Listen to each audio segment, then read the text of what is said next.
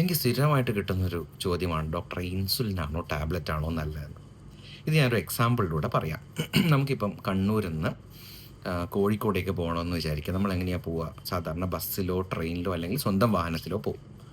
ഇനി നമുക്ക് കണ്ണൂരിൽ നിന്ന് ഡൽഹിയിലേക്ക് പോകണമെന്ന് വിചാരിക്കാം. അപ്പോൾ നമ്മൾ ബസ്സും സ്വന്തം വാഹനവും അധികം ചൂസ് ചെയ്യില്ല. ഒന്നുകിൽ ട്രെയിന്, മിക്കവാറും നമ്മൾ ഫ്ലൈറ്റിലായിരിക്കും, അല്ലേ?